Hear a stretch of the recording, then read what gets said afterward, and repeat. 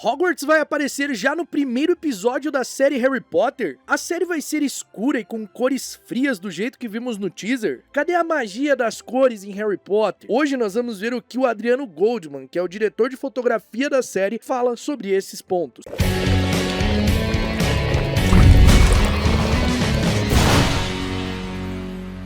Fala aí, bruxões, beleza? No sábado saiu uma entrevista com o Adriano Goldman, o diretor de fotografia da série Harry Potter, lá no canal do André Pili. Inclusive, recomendo vocês assistirem, quem ainda não assistiu. Durante a entrevista, o Adriano trouxe algumas coisas bem interessantes em relação à série. E pela minha percepção, o que mais chamou a atenção foi a informação de que Hogwarts aparece no final do primeiro episódio. O Adriano diz exatamente o seguinte: O primeiro episódio, ele praticamente não tem Hogwarts, ele tem Hogwarts lá no final. Isso gerou um questionamento bastante justo sobre o ritmo que o primeiro episódio vai ter. Nós não sabemos qual vai ser a duração desse primeiro episódio. Nós só sabemos que a série terá 8 horas distribuídas entre 8 episódios. Se serão 8 episódios de 1 hora cada, se o primeiro episódio vai ter mais tempo do que os demais, o primeiro e o último terão mais tempo, nós não sabemos como que vai ser a distribuição do tempo. Só sabemos que são 8 horas para 8 episódios. E o começo de Harry Potter, ele traz muitos acontecimentos na história antes de Hogwarts aparecer. Principalmente porque nós estamos falando do primeiro livro, que é muito introdutório e precisa contextualizar ali a realidade do Harry. Então Hogwarts aparecendo no final do primeiro episódio não faria com que ficasse meio corrido e acabasse cortando coisas? Que é justamente o que a gente não quer que aconteça, porque muitos momentos que não foram pro filme já foram confirmados na série. E pela história, esses momentos eles só podem estar nos 2 primeiros episódios, como por exemplo a noite do ataque aos Potter em Godric's Hollow. Nós não sabemos onde isso vai entrar, se é flashback, se é cronologicamente em tempo real, mas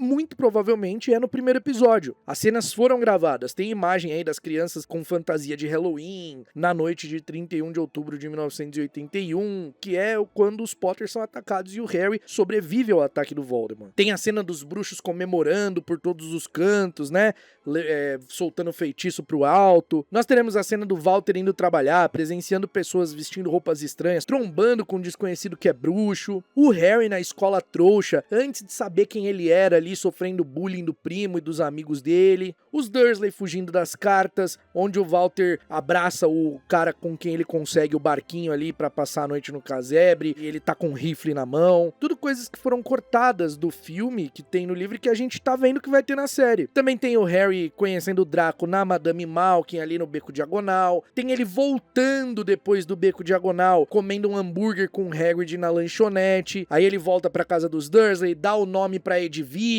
lá com o livro de história da magia, tem até uma cena no documentário, tem um trechinho dessa cena. Depois tem os Dursley levando o Harry pra King's Cross. E isso, é claro, eu nem tô falando os momentos que a gente sabe que vai ter, porque realmente nem foi cortado do filme nem nada, que é o Hagrid falando que o Harry é um bruxo, no casebre, enfim, todos os acontecimentos ali, porque eu tô falando só desses que tinham sido cortados, né? E além desses também, a gente vai ter cenas que a gente sabe que acontecem na história, mas que nós não vemos acontecendo, como a Hermione recebendo a carta de Hogwarts, sendo visitada por um professor para explicar à família dela que ela era bruxa. Isso tudo é oficial, tá, galera? Não é especulação. No livro, o Harry chega em Hogwarts no finalzinho do capítulo 6. Ele tá vendo o castelo nas últimas páginas do capítulo. O capítulo encerra com o Hagrid batendo na porta ali do castelo para eles entrarem. A seleção das casas e a rotina do Harry em Hogwarts começa no capítulo 7. Então você vê como tem muita coisa para ser mostrada. Se Hogwarts aparecesse no final do primeiro episódio, nesse contexto do Harry chegando ali com um barquinho, só o primeiro episódio já estaria adaptando 35% do livro. E o livro tem 17 capítulos, não faz nem sentido isso acontecer,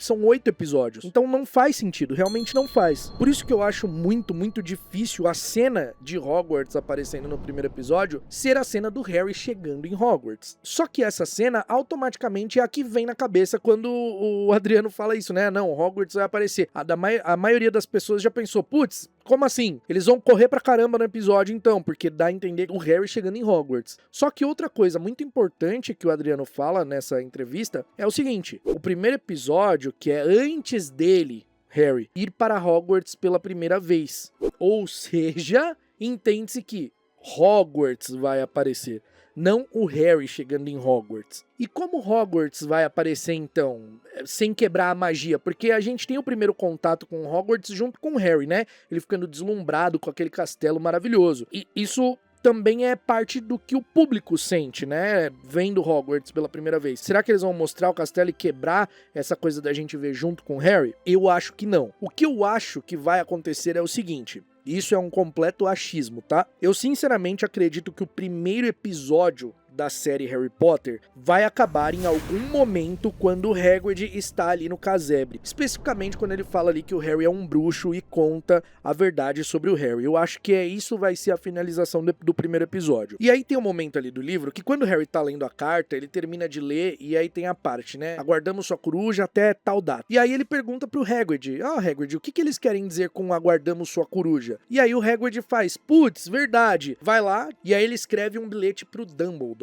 Que é, o bilhete diz, prezado Sr. Dumbledore, entreguei a carta a Harry, vou levá-lo amanhã para comprar o material. O tempo está horrível, espero que o senhor esteja bem. Hagrid. E aí o Hagrid vai lá, tira uma coruja do bolso e o Harry fica espantado que ele tira uma coruja de verdade do bolso, viva. E aí ele pega a coruja, prende a mensagem, dá a mensagem pra coruja e leva a coruja até a janela que sai em meio à tempestade e vai levar lá o bilhete pro destino dela, que é, no caso, o professor Dumbledore. E o Hagrid continua ali no casebre, conversando com o Harry, tem a discussão dos Dursley, né, enfim, faz o Duda ganhar rabo de porco, e aí eles dormem pra no dia seguinte, de manhã, irem até o Beco Diagonal. Então, pra mim, eu imagino a cena o Harry adormecendo ali no casebre, e aí corta pra cena da coruja, a coruja voando, um ponto de vista da coruja, né, como se fosse os olhos da coruja, a cena, e aí chegando em Hogwarts, na janela ali do escritório do Dumbledore, e entregando o bilhete. Por que eu acho isso? No documentário tem uma cena do Dumbledore sentado lendo no seu escritório,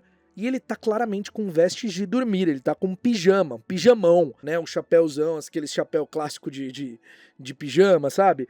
Então, eu acho muito que isso conecta e aí finaliza o primeiro episódio. E então, no segundo episódio, eles vão pro Beco Diagonal, tem todos os acontecimentos do Beco Diagonal, o Harry descobrindo ali aquele contato com a magia, né? O primeiro contato dele com coisas mágicas, conhecendo o Draco e tal, e aí voltando pra casa. Depois que ele volta pra casa, aí sim tem a passagem de tempo e ele é levado pelos Dursley até a plataforma, pega o expresso e tal, e o segundo episódio termina justamente com o Hagrid batendo na porta do castelo, como termina o capítulo do livro. Pra mim, eu acredito muito que essa vai ser a estrutura dos dois primeiros episódios, e eu acho que elas fecham muito bem. Então talvez Hogwarts apareça no primeiro mais pelo apelo, mas nesse sentido, sabe? Porque, não sei, talvez as pessoas pensem, primeiro episódio de Harry Potter, mas acaba sem Hogwarts e tal. Então talvez seja isso que apareça, pelo menos ali um gostinho, que é o Dumbledore no escritório dele. Eu não sei se faz sentido pra vocês, pra mim faz, pra mim encaixa perfeitamente. E aí o segundo episódio termina com eles chegando em Hogwarts, e aí o terceiro episódio é a ambientação ali do Harry em Hogwarts, a rotina dele acontecendo,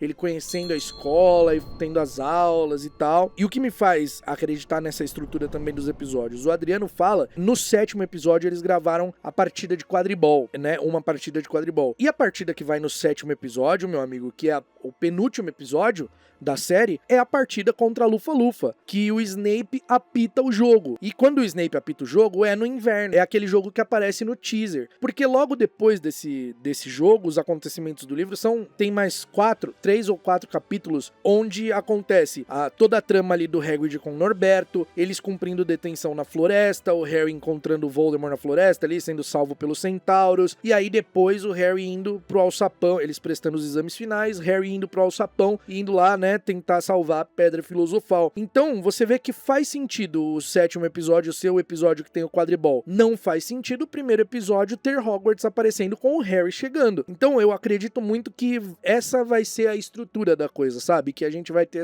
esse vislumbre, assim, do Dumbledore ali na sala dele, não Hogwarts como as pessoas imaginaram que seria, né? Porque tem a visão muito marcante ali do Harry chegando em Hogwarts, porque é a primeira vez que a gente vê Hogwarts na história. Então, não necessariamente na série vai ser assim. Posso estar completamente enganado? Posso. Com certeza eu posso. Aliás, é muito mais provável que eu esteja errado do que certo. Mas meu coração diz isso. Uma outra coisa que o Adriano falou nessa entrevista que é muito, muito interessante é em relação às cores da série. Quando saiu o teaser, uma galera reclamou que tava escuro, sem vida, porque os filmes eram coloridos. Galera, assim, eu vou ser bem direto e reto aqui e falar que, se você tá esperando ver a série como era os filmes, nem assiste. Você tá perdendo seu tempo. Não assiste porque a série não vai ser igual ao filme, vai ser diferente, vai ter diferenças porque são profissionais diferentes trabalhando, é outro tempo, é outra época, a tecnologia é outra, conceitos são outros. Então, assim, não adianta esperar isso, né? Claro que a gente tem a nossa afeição pelos filmes e tudo, mas isso é um recado que eu sempre gosto de dar e falo pra galera, gente, não esperem que seja igual ao filme. Porque se você já for com a sua mente sabendo que não vai ser igual ao filme, você já tá, assim, no caminho pra não ficar achando implicância no que não precisa. Mas o lance das cores, a galera falou sobre estar escuro e tal, né, meio sem vida. E aí, o que o próprio Adriano fala sobre, né, que o que a gente viu no teaser, principalmente o que a gente viu no teaser, não é a coloração final da parada, sabe? Aquilo não é a cor final. O primeiro episódio, aliás, nem tá finalizado. A colorização, o tratamento de cor nem tá finalizado. Mas que a proposta da série é ser mais realista, diferente dos filmes. E realista é dentro do contexto de fantasia, tá? Não é realista, tipo, nossa, não vai ter magia. Não é isso. Por exemplo, o mundo dos trouxas, quando o Harry tá ali com os trouxas e tal, é mais frio, mais azulado, mais sem vida, porque é o contexto de como o Harry se sente. É triste, o Harry é maltratado, ele sofre abuso, ele fica num armário embaixo da escada, ele fica sem comer, ele tem o cabelo cortado à força, entendeu? Ele usa roupa... Ele é maltratado. O Harry é literalmente uma criança que sofre maus tratos, e maus tratos pesados. Ele apanha do primo toda hora, sofre bullying. Então é uma realidade triste e fria. E a fotografia complementa a narrativa, entendeu? A fotografia faz a gente sentir as coisas, e a gente sente exatamente isso. Nossa, é triste, nossa. E aí o Adriano fala, não, tem o contraste, quando ele entra, tem a transição da cor, né? Quando ele entra no Beco Diagonal, por exemplo, é colorido, vivo. O contraste com Hogwarts, que tem cores mais quentes, né? São cores mais quentes, mais aconchegantes. E isso não quer dizer que, ali então nos Dursley é tudo cinza, mas chegou em Hogwarts vai ser colorido patati patatá. Não é isso. É que a produção da série tem buscado esse realismo pra contar a história. E o que é o realismo nesse conceito aqui? É simplesmente, a gente tá num castelo, né? Um castelo iluminado por luz natural quando está de dia, através das janelas, fogo nas tochas, nos archotes e nas velas. Então tem sala de aula, por exemplo, que não tem janela. A masmorra do Snape, ali não tem janela, meu amigo. Não entra luz natural ali. Então eles vão meter uma iluminação ali? Não vão, porque não vai ficar realista. Eles não querem isso, eles querem que seja o mais real possível. Então o realismo é diferente do naturalismo. O naturalismo é gravar a cena com a luz que tem no ambiente, sem equipamento, usar luz natural, enfim, né, a luz do dia. Não é isso. O realismo eles simulam a luz real com os equipamentos. Então, tá a luz de vela ali, aquela é a fonte de luz, a luz vai estar no rosto de um jeito ali, que a olho nu, se nós estivéssemos numa sala daquele jeito, era isso que nós iríamos enxergar. Então esse é o realismo. E aí ele também fala sobre a diferença dos dois primeiros filmes, que o estilo que o Chris Columbus fez ali foi um estilo mais cartunesco, que eles chamam, mais iluminado, mais coloridão, né? Ele até que fala que puxa um pouco mais pro lado do humor, aquela coisa mais infantil, e realmente é. E isso não é um demérito, não é uma coisa ruim, é só o estilo que foi escolhido. E com a série é diferente.